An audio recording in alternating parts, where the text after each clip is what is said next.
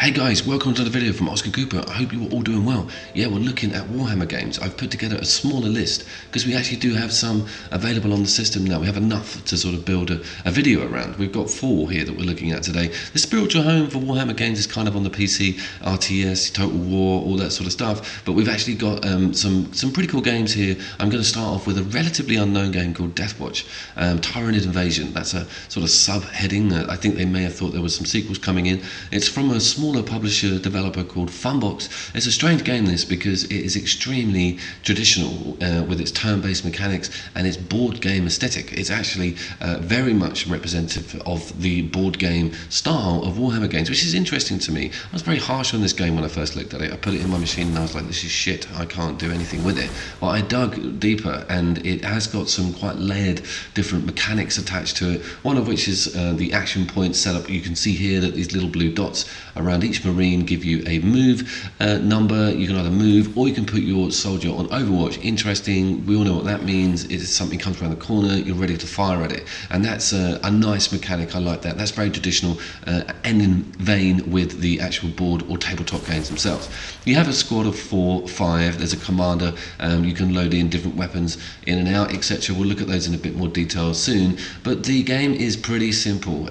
You can see that the camera tilts at an angle here. Everything's very slow. It's very clunky on the controls. It hasn't actually mapped the directional buttons, which is annoying. You have to use the analog stick all the time, which I always forget about. And there's a few different varieties of Tyrannid. Some of them are okay. They're pretty standard stuff. There's some range in here. There's no actual gene stealers in here. But it's a game that was very cheap for me, actually. I found it for like $5, and I was like, I need to look at this because, you know, we need more Warhammer games on the console, and this was one of them. This is a mission that involved me getting to Hive Lord, and of course it gives me a little tutorial about how you need to deal with them, and they're really dangerous, etc. It didn't pan out that way. I just whacked him with my power sword and killed him. But it was interesting to have a sort of ender level boss, and it was interesting to sort of go into the Hive, utilize those cool visuals when it comes to, you know, the aliens and all the alien structures, etc. So we have the end of level screen here, and you can see the XP gets pumped into different characters, and you get to then spend those XP points on each character depending on what you want to do in regards to how many XP points you want to give each individual. You might want to pump them all into just one character. You can see the models here are actually really cool. I like that, that it's really good that they've taken good care of how well the actual game pieces themselves look. That's really important. And as you can see here, I'm pumping in my points to increase accuracy. I unlocked a plasma gun there, which I'll then equip. So you can load in and load out weapons. Nothing is really set in stone in that respect, and the game does offer a bit more depth other than its visual mechanics, which would put anybody off, to be quite honest with you. It kind of fleshes out and is an okay game. I enjoyed it. It wasn't a complete waste of money. It's a Warhammer game that's available on the PlayStation 4. It's 40k. It's got marines, it's got gene stealers and aliens and tyrannids in it. So yeah, let's see what you guys think. I wouldn't recommend it if you're not liking anything that you're seeing or not into turn-based. Avoid. So Deathbringer finally gets a good feature on the channel. I touched on it in my end of year review, promised an in-depth review of it, but just haven't got around to it. I always keep going back to it because I want to check out for the updates, because this game is visually quite appealing to me. I'm a massive fan of the Space Hulk game. I'm a massive fan of the expansion packs that were available on the tabletop game. There's been a lot of Space Hulk games out on the systems over the years, some of which have been turn-based, some of which have been, you know, failures massively, but this one boasts really good first-person mechanics, and that's what I want. You know, being in a big clunky Terminator, operating in really dark, danky corridors, having that cool map system where you're not sure what's coming, you just know what direction it's coming from. You know, you get those cool vibes of the bleep, bleep, bleep, and then bang, everything turns up. It could be a brood lord or something massive. It could just be a smaller group of gene stealers or aliens, etc.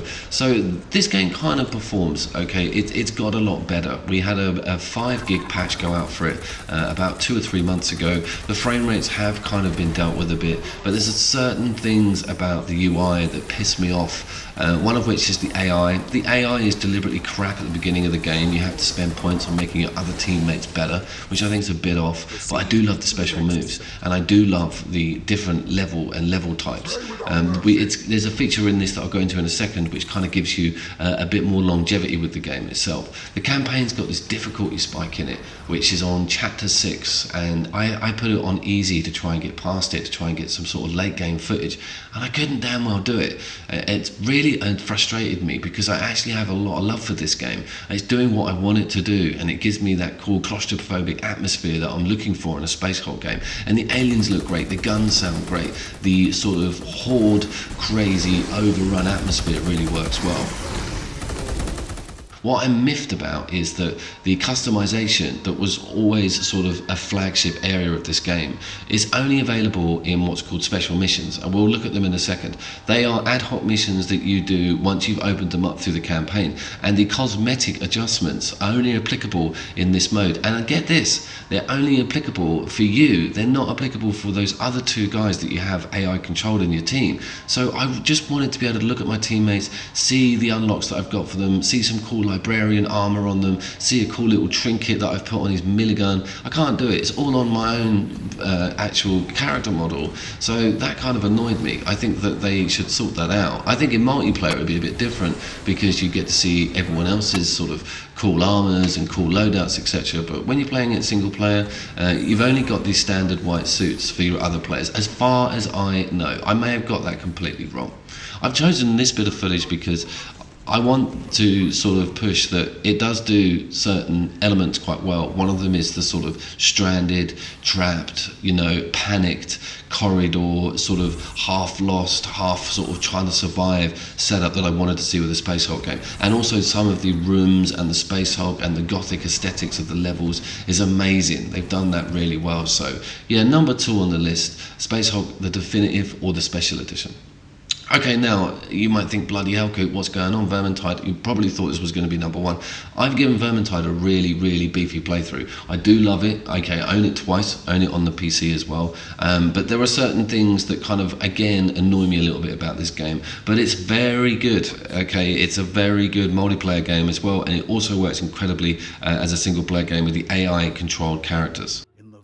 I don't really need to go on the story too much. The premise is you're fighting the Skaven and you're fighting the Chaos Marines. But what you saw just then was a very quick character select screen where you have an option to choose. There's now 5 characters in the game. So we've had an update in. We've got we've got a Witch Hunter character who's a male. He's really cool. And the one-liners that the characters come out with, I know I keep saying this, are really awesome. And another thing is that's the loot, and the loot system is really cool. It really pulls you through unlocking cool new weapons and weapons that have certain perks and different abilities that are unique to that weapon type, or even unique to that character. Each character has like a hotkey special as well. They're really interesting, and each character also has a sort of different speed and swinging attributes in regards to stamina, etc. And as you can see here, they're really cool. They're really separate. You've got the sort of the tank character with the dwarf, and you've also got the sort of speed character with the elf, etc. That's a very good idea. I also like the amount of missions that are available to you as well, and there's also some DLC available for this game, but it's paid for. I haven't looked at it yet. I've managed to unlock everything on normal mode, and then of course it now wants me to go through the game, play it on veteran, and you can see that there's an Act 4 on there that's yet to be unlocked. Veteran difficulty is a whole new board game with this, a whole new board game, no pun, but it's very difficult because it places the enemies and bigger enemies and mid-game bosses in completely different areas, so it always catches you off guard. I would compare it to a game like Left 4 Dead with that incredible AI director, where it sort of reads what you're doing, it throws curveballs at you, it always keeps you thinking. And this actual metagame of melee attack, pushing back, guarding, dealing with massive hordes is absolutely awesome. It never gets boring for me, and the way the game looks, the way the game performs is incredible. The amount of moving parts on screen, it doesn't really chug at all. I had this on PC, on my laptop, desktop and it was sort of,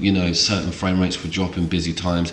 It's just so great to have it on a PlayStation 4, have that CPU behind it, have it looking really incredible. And they always got really good kudos for having good map design as well. The maps are really good. It doesn't just say, go here, do that. Now it sort of gives you some options, some different routes. Every playthrough, even with a single level, never kind of works out the same, which is very interesting. The game also is very sort of pro play online with randoms, which I'm not always keen on doing, but it does actually give me the option to have the AI control characters in, which are actually very good. But now I'm getting into veteran difficulty, I'm really relying on them to actually get their shit together, and it's because becoming, a little bit difficult.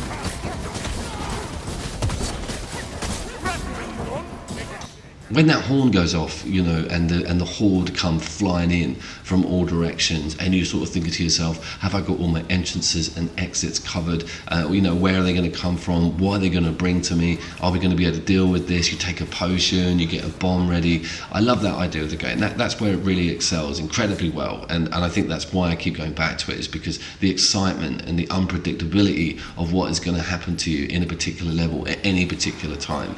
Also, the fact that it's got chaos in it, mixed with the Skaven, really warms my cockles, because it's great to see those two races against each other. And it's also great to see different enemy types giving you grief in different ways. You saw there was a rat with a damn milligun there. There's also, the typical liquor type and projectile type big Skaven enemies, but there's also massive scary chaos monsters in it that will crop up mid-game, completely unannounced as well, and they look amazing. And there's also sort of giant chaos warriors that will be very difficult to take down. They're not even mid-game bosses, they're just actual normal non-player characters, but they're devastating, and you have to deal with them, you have to deal with them quick. So always keeping you on your toes, very fast-paced gameplay, a lot of movement on screen a lot of the time, and a great loot system, 4-player online co-op as well, and a great single-player campaign. Makes me really love this game. I think it was very difficult for me not to put this on top of the list, and if you're not aware, Vermintide 2 being available on the system, go check it out. So it's an incredible game, and if you have a PC and you haven't played it yet, you should have done, because it made a big noise. It's great online, and it looks and sounds brilliant.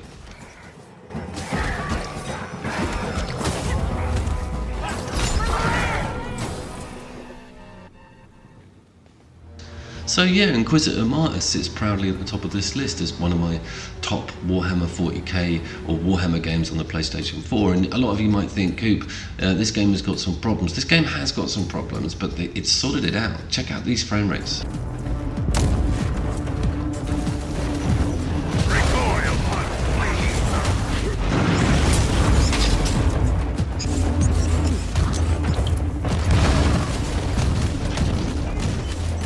2 months ago, it would have struggled with that amount of stuff on screen, and I'm really impressed with how well they've actually sorted this game out with the updates. They're also looking up for us very well with additional content, which doesn't kick in until you're a power rating 1,300. Jesus Christ.